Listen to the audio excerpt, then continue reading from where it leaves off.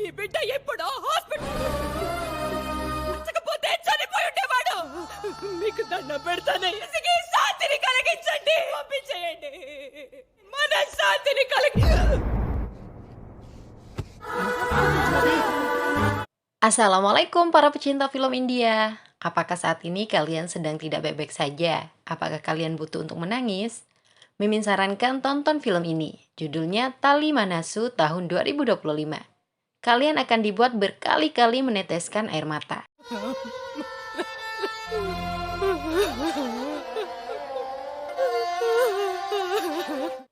Oh iya, Mimin sapa dulu para penonton setia, di antaranya Zainal di Madura, Hapsa Inayah di Goa, Ayub di Aceh, kemudian akun Rizboy_Sanjaya, Cogai 481, lalu Ari 1492, Joni Effendi, Cagi Sandi Yuga, Anharul Maulana, Siti Fauziah, dan semuanya yang suka film India.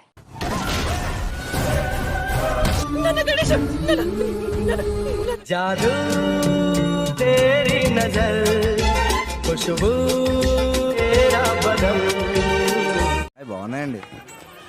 బంగారంలా ఉన్నావు. Seorang tokoh masyarakat, Sudakar, sedang menyelenggarakan pernikahan anaknya. Sudakar panik saat istrinya memberitahu tentang juru masak mereka yang jatuh sakit dan pingsan. Padahal acara pernikahan akan segera dimulai. Para tetangga meminta Sudakar tidak perlu panik. Salah satu warga mereka, Jyoti, bisa menggantikan juru masak. Jyoti yang ada di sana dengan senang hati bersedia membantu. Jyoti mulai memasak.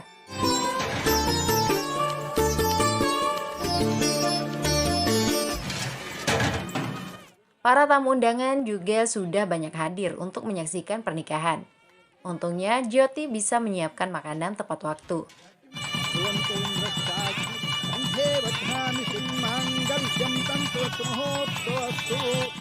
Hasil makanan Jyoti dipuji semua tamu undangan. Rasanya sangat lezat dan nikmat. Sudakar sangat berterima kasih kepada Jyoti yang telah menjadi penyelamat nama baik dan kehormatannya. Suami Jyoti, Janaki Ram, sangat bangga dengan istrinya. Ram juga sosok suami ideal. Dia bisa mengurus pekerjaan rumah tangga saat istrinya tidak ada. Tapi urusan membuat teh, Ram pasti meminta bantuan Jyoti. Ram bukan tidak bisa, hanya saja teh buatan istrinya itu terasa spesial. Nikmatnya teh buatan Jyoti membuat teman-teman Ram sering mampir, contohnya Sesu dan Nagendra. Bahkan Raju yang berprofesi sebagai sopir ambulan selalu mampir setiap pagi. Jyoti melayani mereka dengan ramah dan sepenuh hati. Sehari-hari Ram bekerja sebagai pegawai pemerintah di Departemen Kelistrikan atau PLN. Dia sangat bertanggung jawab. Terkadang Ram harus menyampingkan urusan anak dan romantisme bersama Jyoti.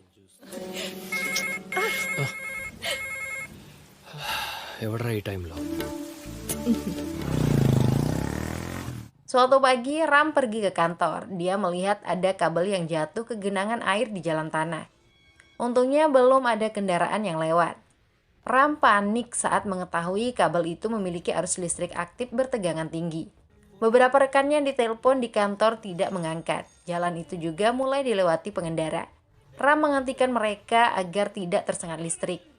Dari arah berlawanan, sebuah bus sekolah melintas. Ram dan yang lain berteriak mengangkat tangan agar bus berhenti. Tapi sopir tidak memperhatikannya. Ram berinisiatif menyingkirkan kabel menggunakan kayu. Tapi kabel itu jatuh mengenai Ram. Sekujur tubuh Ram terguncang karena sengatan listrik. Tidak seorang pun yang berani membantu hingga tubuh Ram ambruk. Warga menelpon ambulan.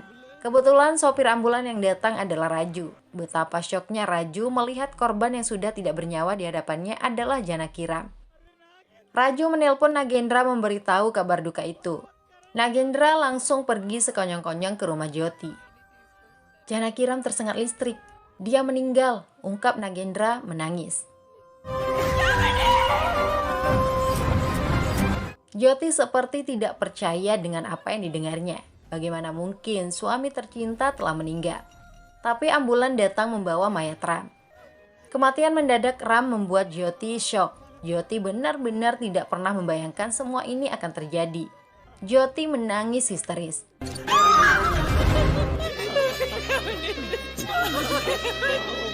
Warga sekitar membawa tubuh Ram ke rumah. Jyoti terus berusaha membangunkan suaminya. Sampai-sampai Jyoti meminta putranya, Ganesh, untuk membangunkan sang ayah. Semua orang yang melihat itu ikut meneteskan air mata.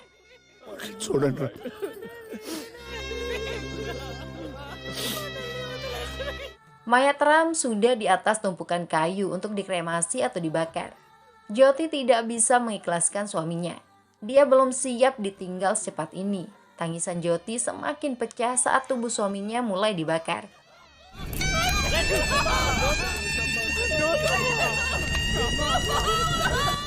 Setelah kremasi selesai, Jyoti seperti mayat hidup.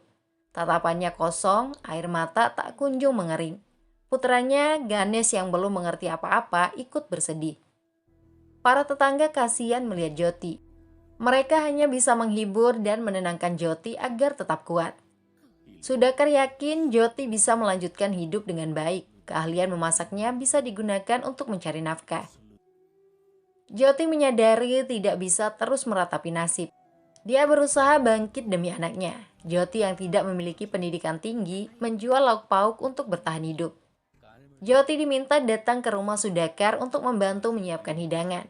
Kebetulan Sudakar kedatangan 2 orang sahabat lamanya. Hasil masakan Jyoti yang nikmat mendapat pujian. Jyoti bisa dikontrak untuk kantin sahabat Sudakar. Perhatian Sudakar tertuju pada Ganesh yang terlihat belajar sendirian. Ganesh yang baru kelas 1 SD mengaku tidak sekolah lagi. Sudakar memarahi Jyoti. Ganesh harus tetap disekolahkan. Sudakar membawa Ganesh ke sekolah baru yang cukup elit. Kepala sekolah menanyakan pendidikan dan pekerjaan orang tua Ganesh. Jyoti malu menjawab pendidikannya yang rendah. Jyoti jadi sedih lagi saat ditanya pekerjaan suaminya. Sudakar yang memberitahu bahwa ayah Ganesh telah meninggal. Kepala sekolah jadi terkejut saat dibisiki oleh bawahannya bahwa Jyoti adalah istri Janakiram. Pengingat Janakiram telah mengorbankan nyawanya demi menyelamatkan bus sekolah. Itu adalah bus sekolah kami. Saya tidak bisa bayangkan jika Janakiram tidak menyelamatkan mereka. Kedua anak saya juga ada di dalam bus, tutur kepala sekolah.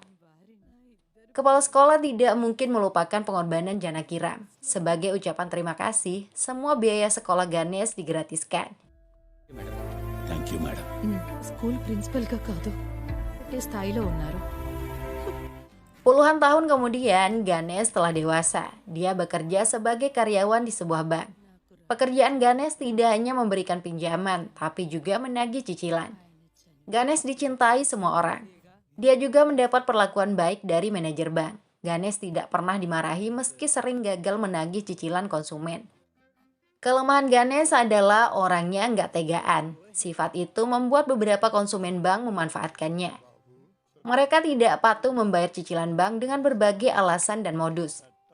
Bekerja di bank membuat Ganesh sangat sibuk hingga jarang mandi. Ibunya, Jyoti, sampai turun tangan memandikan Ganesh layaknya saat kecil dulu. Ganesh juga akrab dengan mantan teman-teman ayahnya. Pada saat berada di bengkel Nagendra, Ganesh melihat seorang gadis yang selama ini diincar. Gadis bernama Pramila itu kaget melihat Ganesh dan kabur melarikan diri. Ganesh berusaha mengejarnya hingga dilihat oleh beberapa polisi. Pramila tertangkap setelah menabrak seorang pejalan kaki. Rupanya Pramila dan temannya pernah mengambil pinjaman bank 6 bulan lalu. Tapi Pramila mengaku tidak mengenal Ganesh dan tidak pernah mengambil pinjaman. Warga yang berkerumun lebih mempercayai Pramila. Kesempatan itu dimanfaatkan Pramila untuk kabur dari Ganesh. Pekerjaan Ganesh yang super sibuk membuat ibunya kasihan, tapi Ganesh merasa bahagia karena bisa membantu banyak orang yang membutuhkan pinjaman. Ganesh justru mengkhawatirkan ibunya yang sering tidak makan teratur. Ganesh takut terjadi sesuatu pada ibunya yang sangat disayangi itu. Keesokan harinya, Ganesh bertemu lagi dengan Pramila di jalan. Kali ini Pramila terjebak dan tidak bisa melarikan diri lagi. Polisi justru datang dan menangkap Ganesh. Inspektur Balakrishna menginterogasi Ganesh tentang alasannya sering membuntuti seorang gadis. Ganesh yang memperkenalkan dirinya sebagai karyawan bank menceritakan bahwa gadis itu sangat jahat dan licik. Dia bersama temannya mengambil pinjaman bank untuk mengembangkan usaha salon kecantikan. Sebelum memberikan pinjaman, Ganesh sempat melakukan survei ke salon. Ganesh pun menyetujui pinjaman 5 lakh atau sekitar 93 juta rupiah. Masalah mulai muncul pada cicilan kedua yang tidak dibayar. Ganesh pergi ke salon tapi sudah berubah menjadi tempat penjualan ayam segar. Gadis yang saya kejar itu karena dia menjadi penjamin. Saya tidak melapor ke polisi karena tidak ingin mencoreng nama baik mereka. Makanya saya terus berusaha melakukan penagihan, ucap Ganesh. Inspektur Balakrishna memanggil Pramila ke kantor polisi. Pramila tidak bisa mengelak lagi. Ganesh meminta polisi memberi pelajaran kepada penipu seperti Pramila. Ternyata Pramila adalah putri tunggal Inspektur Balakrishna. Ganesh langsung ketakutan dan meminta maaf. Dia berjanji tidak akan mengganggu Pramila lagi. Inspektur juga menjamin akan melunasi pinjaman sebagai bentuk tanggung jawab. Di rumah Pramila disidang oleh ayahnya. Pramila mengaku gadis yang mengambil pinjaman adalah teman kuliahnya dulu. Pramila hanya membantu mendapatkan pinjaman, tapi ternyata Pramila ditipu. Pramila dimarahi ayahnya karena telah mempermainkan orang baik seperti Ganesh. Balakrishna sudah ke kawasan tempat tinggal Ganesh untuk menangkapnya karena dianggap mengganggu Pramila. Warga sekitar memastikan Ganesh orang yang baik dan menjunjung tinggi kejujuran. Ganesh selalu membantu siapapun sehingga mudah ditipu. Pramila jadi mengagumi kepribadian Ganesh. Dia merasa bersalah dan menyesal. Pramila pergi ke bank untuk bertemu Ganesh. Pinjaman temannya yang kabur dilunasi. Pramila juga memberikan cek khusus kepada Ganesh. Cek itu bertuliskan kalimat sakral I love you.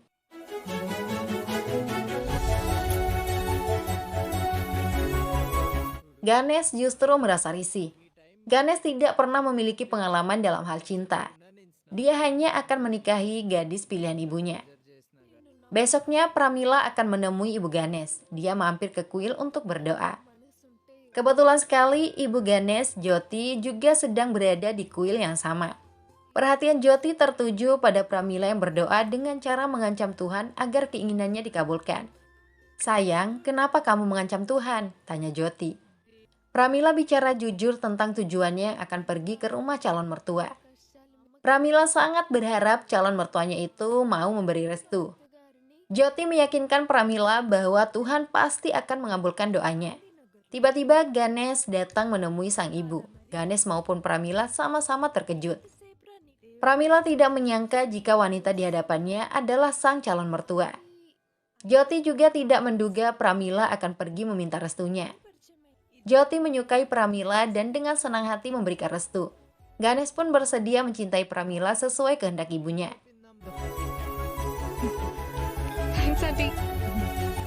Keluarga Pramila datang ke rumah Ganesh membawa lamaran. Jyoti yang seorang single parent ditemani oleh para tetangga terdekat.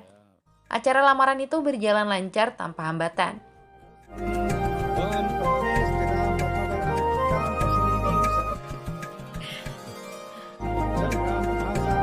Berbagai kebutuhan pernikahan mulai dipersiapkan. Ganesh dan Pramila pergi berdua naik motor untuk berbelanja. Mereka bisa cepat akrab, nyambung, dan merasa nyaman. Tanpa diduga, sebuah mobil menabrak mereka dari arah depan. Kepala Ganesh terbentur beton hingga tidak sadarkan diri. Mobil yang menabrak justru kabur begitu saja. Ambulan membawa Ganesh dan Pramila ke rumah sakit. Nagendra berlari sekonyong-konyong memberitahu Jyoti tentang kecelakaan yang menimpa Ganesh. Jyoti panik ketakutan. Dia langsung bergegas ke rumah sakit. Jyoti menangis histeris melihat putranya terluka parah tidak sadarkan diri. Padahal putranya itu akan segera menikah.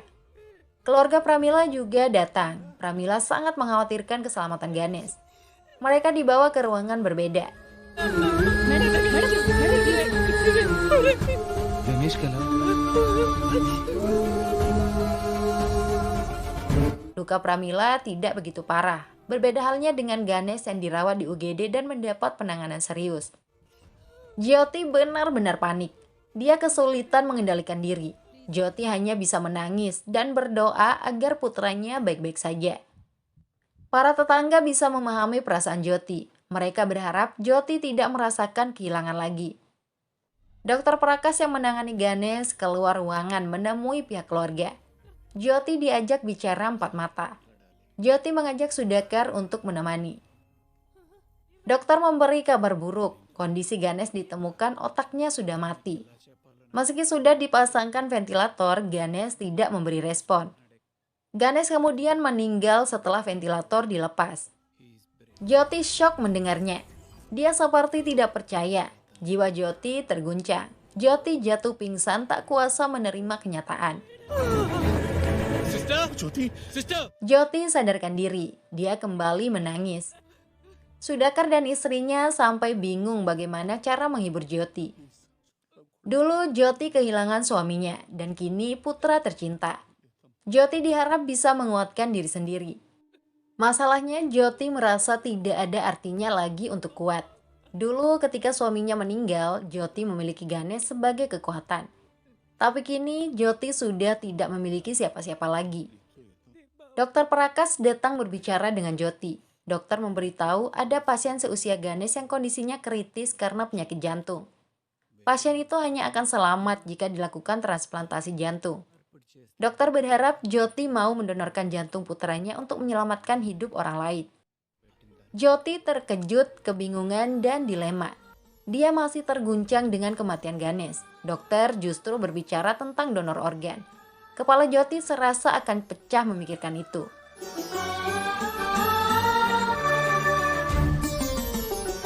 Dokter berusaha meyakinkan Jyoti, apabila donor dilakukan, maka jantung Ganesh akan tetap hidup pada tubuh orang lain. Jyoti hanya bisa menangis. Tapi dia sangat menginginkan putranya bisa tetap hidup meski dalam diri orang lain. Jyoti disadarkan surat persetujuan yang harus ditandatangani. Air mata Jyoti semakin tumpah. Dia teringat pernah diajari tanda tangan oleh putranya. Jyoti menandatangani surat persetujuan itu dengan hati getir yang tiada terkira.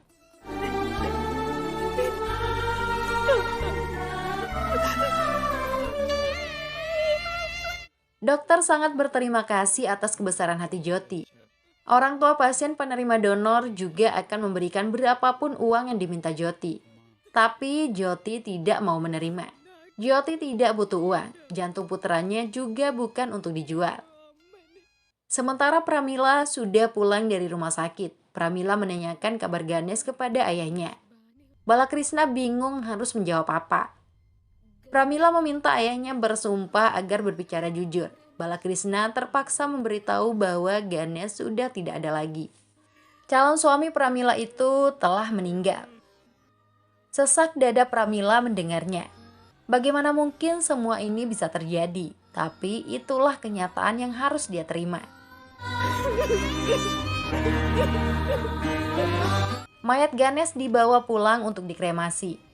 Jyoti kembali harus merasakan sakitnya kehilangan orang yang dicintai. Kehilangan kali ini jauh lebih menyayat hati.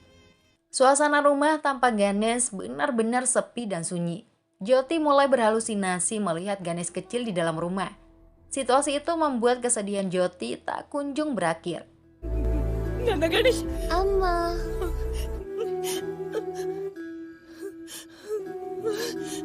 Jyoti jadi teringat dengan kata-kata dokter yang menyebut jantung putranya akan tetap hidup pada tubuh orang lain. Jyoti sangat ingin melihat orang itu. Keesokan harinya, Jyoti pergi ke rumah sakit berjalan kaki tanpa makan dan minum. Jyoti menanyakan identitas penerima organ putranya kepada pegawai di sana. Jyoti justru diusir pergi karena dianggap membuat gangguan. Jyoti melihat dokter Prakas yang akan keluar rumah sakit. Jyoti meminta alamat penerima organ Ganesh. Tapi Prakas tidak bisa memberikannya karena kode etik. Prakas tidak peduli dengan penderitaan Jyoti. Sorry. లేదు అలా కాదు Please, Amma, please. Doctor గారు Sekuat tenaga, Jyoti mengejar mobil Prakas hingga terjatuh. Seorang perawat rumah sakit yang baik hati membantu Jyoti. Identitas penerima jantung Ganesh juga diberikan, yaitu R. Charan dari Sekolah Internasional M3.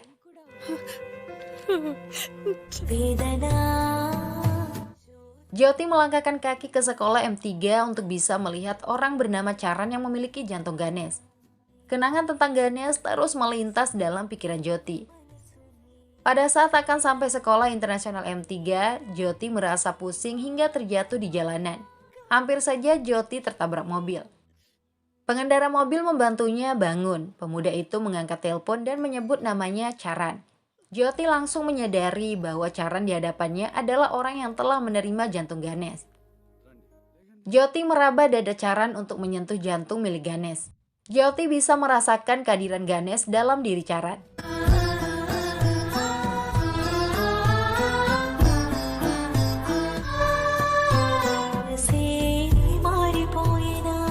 Sikap Jyoti membuat Charan heran. Charan memindahkan Jyoti ke pinggir jalan agar bisa melanjutkan perjalanan ke sekolah.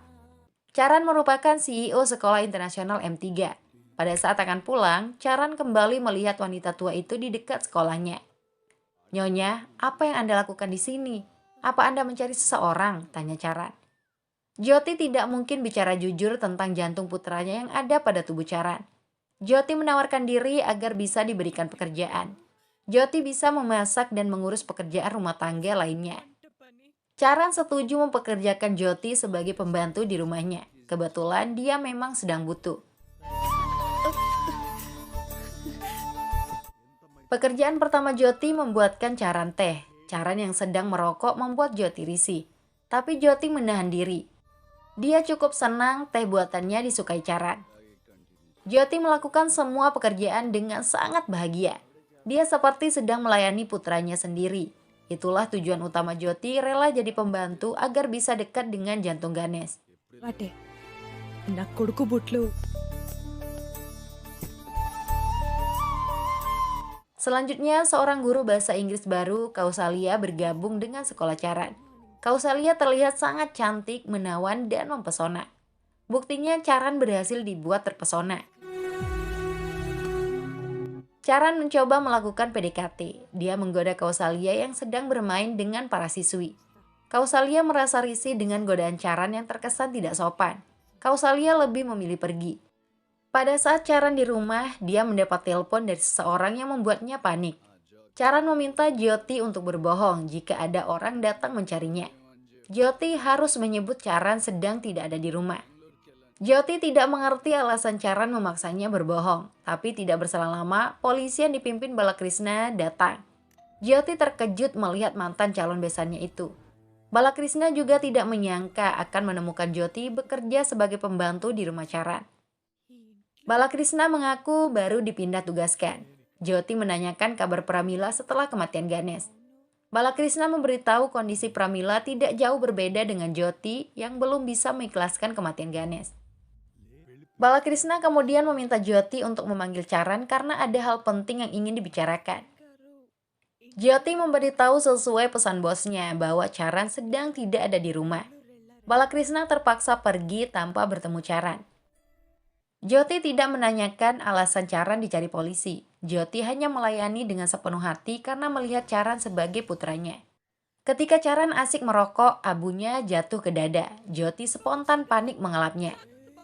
Jyoti mencoba memberi nasihat agar Charan berhenti merokok. Charan diminta menjaga jantung dan paru-parunya dengan baik. Nasihat itu membuat telinga Charan panas. Kedua orang tuanya saja tidak pernah melarang-larang. Jyoti diminta fokus saja mengurus pekerjaannya. Charan sedang pusing karena Kausalya tidak pernah menanggapi cintanya. Kausalya selalu ada alasan untuk menghindar. Penolakan secara tidak langsung itu membuat Charan kesal. Suatu hari Kausalya dipanggil ke ruangan Charan untuk mengikuti rapat guru. Tapi ternyata hanya Kausalya yang diundang.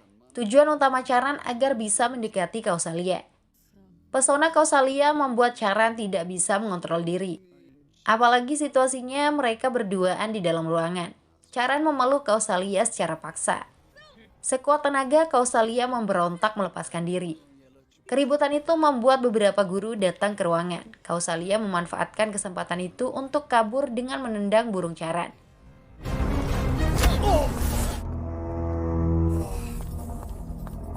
Charan jadi frustasi dan minum-minum di rumah. Jyoti tidak suka melihat Charan banyak minum. Jyoti menghentikan Charan dan memintanya menjaga kesehatan. Sikap Jyoti dianggap sangat lancang. Charan terpancing emosi. Tapi Jyoti tetap meminta Charan berhenti minum. Apalagi belum lama ini Charan lolos dari kematian setelah melakukan transplantasi jantung. Charan terkejut mendengar Jyoti mengetahui tentang transplantasi jantungnya. Padahal hanya Charan dan kedua orang tuanya yang mengetahui hal itu. Jyoti tidak bisa berterus terang. Dia mengaku sempat mendengar obrolan Charan saat video call dengan orang tuanya. Charan ingin melanjutkan minum. Jyoti membuang minuman Charan. Hal itu membuat Charan marah. Jyoti dipecat dan diusir dari rumah. Jika saya melihatmu lagi, saya akan membunuhmu, ancam Charan. Hancur hati Jyoti diusir dan diancam seperti itu oleh orang yang dianggap sebagai putranya. Jyoti tidak tahu harus pergi kemana. Pulang ke rumah hanya akan membuat hatinya sedih. Jyoti duduk di pinggir jalan. Kebetulan Inspektur Balakrishna melintas dan melihatnya. Jyoti mengaku keluar rumah hanya untuk mencari angin segar. Balakrishna bisa melihat Jyoti sedang berbohong. Jyoti langsung menangis karena tidak bisa menyembunyikan penderitaan batinnya. Balakrishna kemudian mengungkapkan sesuatu yang sangat mengejutkan. Kematian Ganesh dipastikan bukan karena kecelakaan biasa, tapi sengaja dicelakai dan dibunuh. Balakrishna mengetahui itu setelah melihat rekaman CCTV di lokasi kejadian. 2 orang yang menggunakan mobil terekam melakukan persiapan untuk menabrak Ganesh. Balakrishna sempat melihat kedua orang itu di rumah sakit. Keduanya kemudian ditangkap untuk diinterogasi. Mereka disiksa sehingga mengakui perbuatannya. Berdasarkan keterangan kedua tersangka, Balakrishna menemui Dr. Prakash di rumah sakit. Prakash menegaskan bahwa kematian Ganesh akibat kecelakaan. Balakrishna menampar Prakash agar berhenti berbohong. Prakash juga dicekik. Anda telah membahayakan nyawa putri saya dan membunuh calon menantu saya. Jika Anda tidak bicara jujur, saya akan bunuh Anda saat ini juga, ucap Balakrishna. Demi keselamatan diri, Prakash mau menceritakan fakta sebenarnya. Saat itu kondisi Charan sangat kritis. Charan harus mendapat donor jantung untuk menyelamatkan nyawanya. Kedua orang tua Charan yang kaya raya meminta dokter melakukan apapun demi nyawa putra mereka. Prakash menyebut transplantasi jantung bisa dilakukan untuk menyelamatkan Charan. Tapi harus ada orang yang mati otaknya akibat kecelakaan dan bersedia mendonorkan jantungnya. Seorang perawat menyebut nama Ganesh yang golongan darahnya sama dengan Charan. Ganesh rutin melakukan donor darah di rumah sakit mereka. Orang tua Charan yang merencanakan kecelakaan, bukan saya, ungkap Dr. Prakash.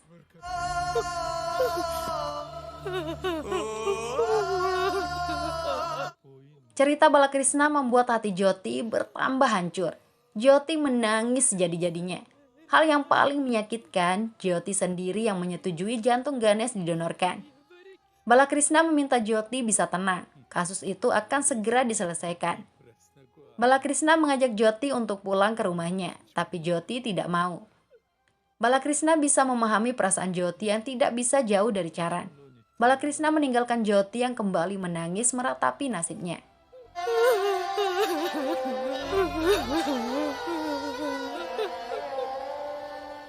Besoknya Jyoti tetap berada di sekitar sekolah M3 agar bisa melihat Charan. Saat itu Charan sedang ditemui oleh Kausalya untuk menyerahkan surat pengunduran diri. Kausalya tidak mau lagi menjadi guru di sana. Charan kembali melakukan tindakan yang tidak pernah diduga. Pintu ruangan dikunci dan Kausalya tidak dibiarkan pergi. Charan mencoba memperkaos Kausalya. Sekuat tenaga Kausalya berteriak meminta bantuan. Jyoti yang mendengar suara teriakan mendekat ke sumber suara. Melalui jendela, Jyoti melihat perilaku Charan yang ingin menodai seorang gadis. Jyoti bingung harus berbuat apa. Charan juga tidak mempedulikannya. Jyoti menemukan palu dan mendobrak pintu.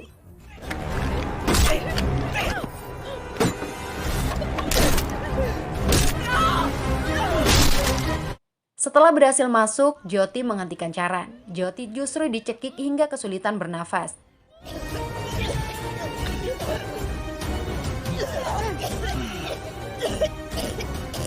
Charan kembali menyasar Kausalya untuk diperkaos.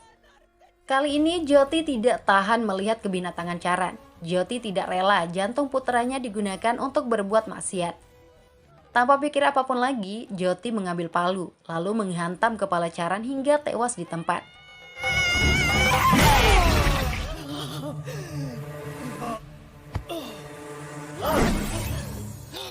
Pembunuhan yang dilakukan Jyoti membuatnya berurusan dengan hukum. Jyoti hanya diam dalam persidangan tanpa memberikan pembelaan apapun. Kausalya angkat bicara ingin menjelaskan semuanya, tapi hakim tidak mengizinkan. Hakim hanya ingin mendengar pengakuan Jyoti selaku terdakwa. Jyoti tidak ingin sidang itu berlarut-larut. Dia mengakui telah melakukan pembunuhan dan meminta dihukum mati. Ibu Charan tiba-tiba angkat bicara karena tidak tahan melihat Jyoti yang telah membunuh putranya. Jyoti terpancing emosi melihat Ibu Charan. Jyoti sendiri sangat sedih karena harus membunuh Charan yang merupakan putranya. Ibu Charan kembali menimpali. Jyoti tetap bersikukuh menyebut Charan sebagai putranya sendiri. "Putra Anda sudah lama meninggal jika tidak ada jantung anak saya," teriak Jyoti. Hakim tidak mengerti dengan ucapan Jyoti. Akhirnya Jyoti menceritakan tentang putranya Ganesh yang meninggal kecelakaan. Ganesh merupakan anak baik hati dan berbakti. Jyoti tidak ingin penderitaan kehilangan anak dirasakan oleh ibu lain. Itulah yang membuat Jyoti bersedia mendonorkan jantung Ganesh kepada Charan untuk menyelamatkan nyawanya. Jyoti mengakui tidak bisa melupakan putranya sehingga mendatangi Charan. Jyoti rela menjadi pembantu asal bisa dekat dengan jantung putranya. Tapi Charan memiliki banyak kebiasaan buruk. Puncaknya, Charan berperilaku seperti binatang mencoba memperkaus seorang gadis. Jyoti tidak bisa mentolerir lagi. Karena itulah Jyoti membunuh Charan. "Tuan Hakim, jangan maafkan saya.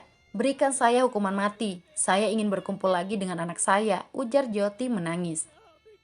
Jyoti memohon hukuman mati karena tidak ingin hidup lagi. Hanya kematian yang bisa membuatnya damai. Permintaan Jyoti tidak dipenuhi hakim, tapi langsung dikabulkan oleh Tuhan. Nafas Jyoti tersendat, lalu tubuhnya ambruk. శాంతిని కలిగించండి తల్లి మనసుకి.